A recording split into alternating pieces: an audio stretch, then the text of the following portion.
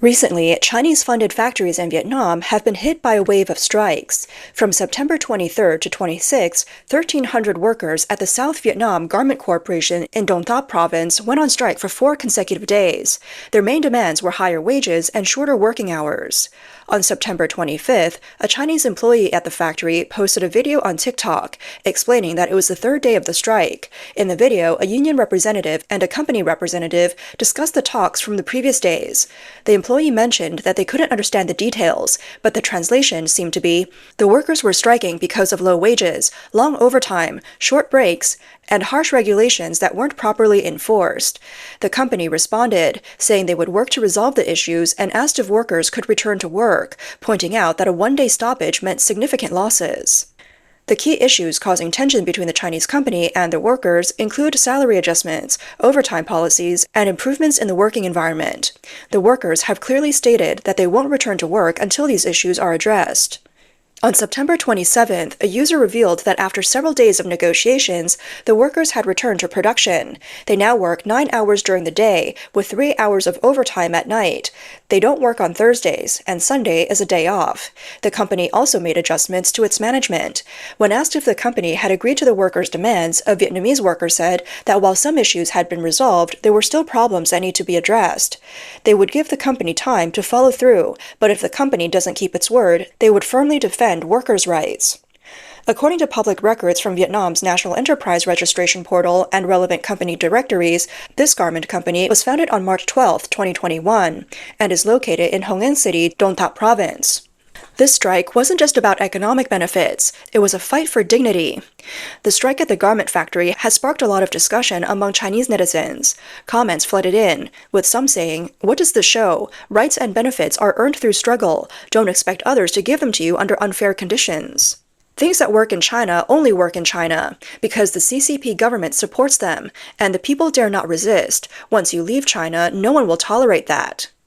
I respect the solidarity of the Vietnamese workers. One user directly stated, "Please, Chinese business owners, be decent. Stop exporting violence and exploitation. If you like exploitation, keep it in China. Don't drag people from other countries down with you."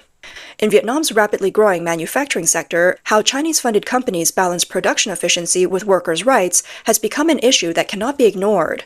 This year, labor strikes at Chinese-funded enterprises in Vietnam have noticeably increased. Recently, a sudden incident at Vietnam Li Hao Manufacturing and Trading Company in the Yanji industrial zone of Ho Chi Minh City has put the company in the spotlight. On the morning of September 19th, over 500 workers arrived at the factory as usual, only to find that the company's senior management was missing, and the Chinese owner appeared to have fled back to China.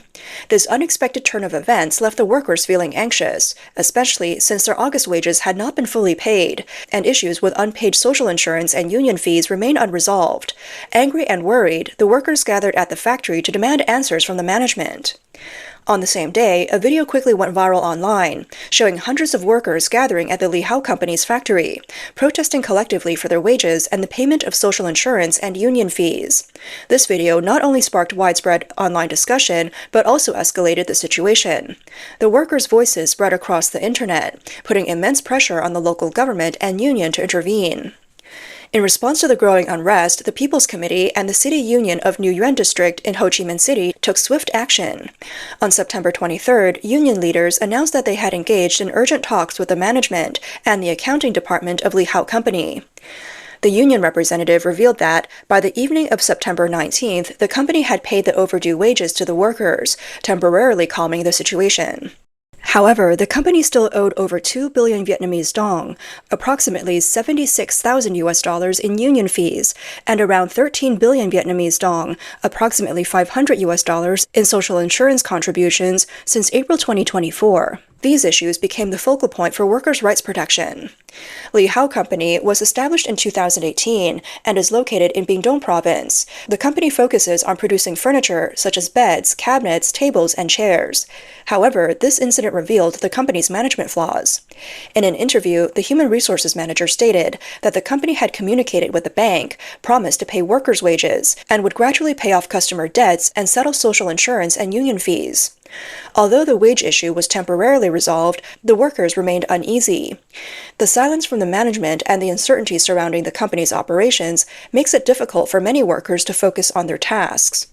The city union has urged the company and the union committee to continue their communication efforts and release a clear notice about the company's operations. The union also emphasized that the company must strictly adhere to Vietnamese labor laws, pay union and social insurance fees in full, and protect workers' rights. From the collective action of over 500 workers defending their rights to the swift intervention of government unions, this incident highlights the determination of Vietnamese workers to safeguard their rights, while also exposing management flaws within the company. The viral spread of the video online quickly amplified the impact of the event, adding leverage to the workers' demands. A netizen with inside knowledge shared, "My friend works at that company. I know the boss, who makes at least 1 or 2 million RMB in profit every month, and they have plenty of orders, but he's a big gambler. He lost all the operating funds and even gambled away the payments for the suppliers. He lost tens of millions of RMB. The money clients gave for orders also went into gambling. He had a great hand, but played it poorly." A factory owner in Vietnam said, "In Vietnam, any boss who dares to delay wages for a long time is basically playing with fire." 今天又发薪了，看一看，员工们都开心了。 Today we paid wages again. Look how happy the employees are. In Vietnam, salaries are paid on time every month. Let's talk about the consequences of not paying on time. Any business owner in Vietnam knows that if you delay salaries, you are playing with fire because the labor law is very clear. Companies must pay salaries on time every month, usually by the 10th of the month for the previous month's wages. If I say my company is really facing difficulties, I can communicate with employees in advance or issue a notice. A few days delay might be acceptable, but if you delay without reason, you're playing with fire because they are very united. If one person stirs things up, within minutes you'll see a strike. This owner also pointed out that many people underestimate the power of the union system in Vietnam. Once an employee files a complaint, the union can step in for negotiations, and labor inspectors can quickly visit the company to investigate. If the company is found guilty of wage arrears, it will face administrative penalties, and in severe cases, its business license may be revoked. Labor strikes are becoming more frequent in Vietnam. Under the protection of labor laws, Vietnamese workers place great importance on defending and fighting for their rights, mainly focusing on demands for higher wages and more rest time. On July 12th, workers at the Chinese-funded Hong Sun Furniture Company went on strike, with 1,600 workers demanding that their year-end bonuses be maintained and opposing the company's plans to cut salaries. The strike began in the morning, with both sides locked in a standoff. The company owner failed to show up for a long time, and the issue was eventually resolved through government intervention, allowing workers to return to their posts. However, the Chinese boss was reluctant, as netizens pointed out. The management style commonly used by Chinese bosses in China doesn't work in Vietnam. For instance, when economic conditions worsen and a company's performance declines, Chinese bosses often resort to cost-cutting measures like reducing salaries, laying off employees, tightening assessments, setting strict job roles, and pushing for an involuntary internal competition for promotions. These tactics may work in China, where workers endure pressure to keep their jobs. But in Vietnam, workers don't accept this. If wages aren't enough, they simply won't work. Another strike took place at Yonghan Precision Technology Company in Vietnam. On the afternoon of July 8th, 75 workers in the processing department had had enough, resigned collectively, and refused to work overtime. That evening, the night shift workers also joined the protest, demanding higher wages, no overtime, and earlier hours. The next day, July 9th, 180 workers went on strike and submitted resignation letters, taking a firm stance. They demanded that the company legally terminate the contracts of those resigning, pay for unused annual leave, and close their social security accounts. For the workers staying on, they insisted on salary increases based on seniority and skills. From the workers' perspective, when wages don't increase and working hours keep getting longer, who wouldn't feel frustrated? Reports state that Yonghan Precision in Haiphong's Futa Industrial Zone has 831 employees, with a basic monthly salary of approximately $181, excluding overtime and allowances. In June, the company raised salaries for the technical department and others, but left the production department behind, still requiring them to work 4 extra hours daily. This strike was not just a protest against low wages, but a cry against unfair treatment. The workers stepped forward, showing that their desire for dignity and rights had reached a breaking point. Among these various protests, the largest occurred in March at the Baocheng shoe factory in Dong Thap Province, which has more than 10,000 workers participating in a strike. On the morning of March 7, 2025, a massive strike took place at the Amara shoe factory in Guli Town, Nam Dinh, northern Vietnam. Workers demanded high wages and increased food allowances. Over 11,000 workers went on strike, with thousands gathering outside the factory and blocking the entrance, firmly refusing to work unless wages were increased. Because the Amara shoe factory was large and involved many workers, the local government, union, Ministry of Labor, and the police quickly responded to manage the situation. Workers who participated in the strike reported that their main demands included a wage increase for employees with over 5 years of service, higher food allowances, and the provision of a work meal within a 30-minute break for those working overtime until 7:30 p.m. Just before the Amara shoe factory strike, another plant in Hai Trinh village also experienced a strike. Around 2,000 workers stopped working, demanding higher wages and increased work meal allowances. The series of strikes clearly was not a mere coincidence. After negotiations with the union and workers, the company's management agreed to adjust wages to meet the workers' demands.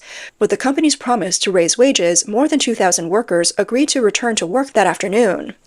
According to reports from Vietnamese media in March, an unprecedented wave of strikes took place in Thanh Hoa Province. Between March 1st and 7th, over 25,000 workers took to the streets. They demanded higher wages, reduced working hours, and increased food allowances. These factories had one thing in common. They were all garment and shoe factories that had moved from places like Dongguan, China. As industry chains continue to shift, more and more Chinese companies are moving to Southeast Asian countries like Vietnam.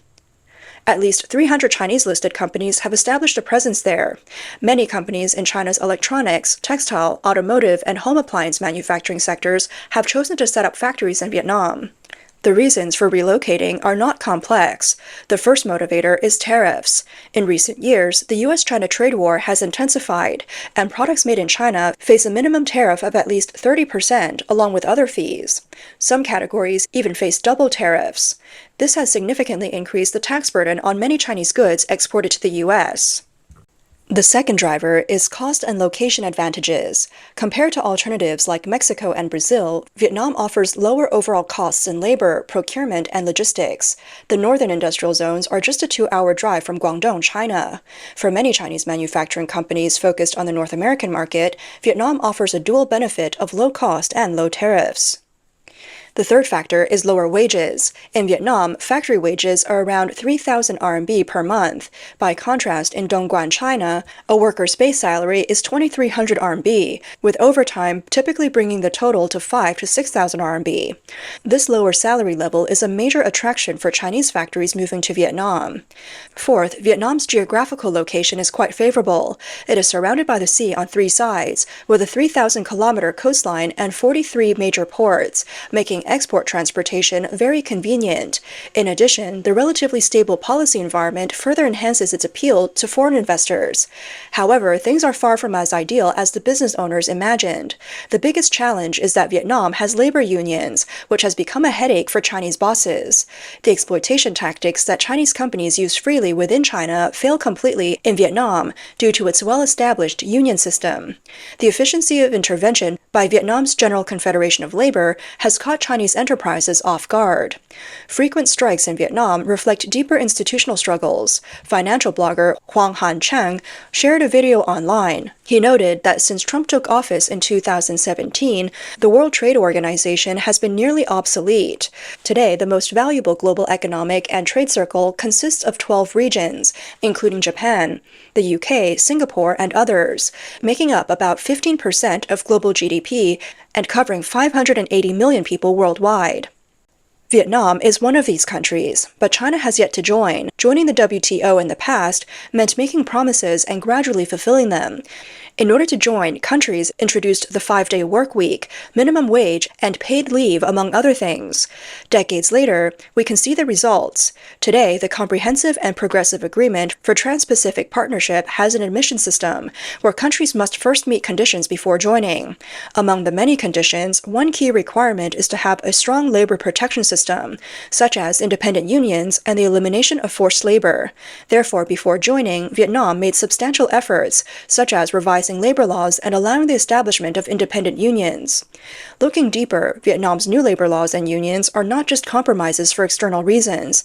Essentially, Vietnam has realized that labor protection is fundamentally about how the economic cake is distributed. If, during each phase of industrial growth, only profits and efficiency increase, but workers' incomes don't keep up, over time, low-priced goods produced on assembly lines will see market demand shrink due to the weakening purchasing power of workers. This, in turn, would affect the upgrading of the entire industrial chain. To avoid a spiral of economic decline, Vietnam recognizes that laying a foundation for workers' rights early in the process of industrial upgrading is crucial.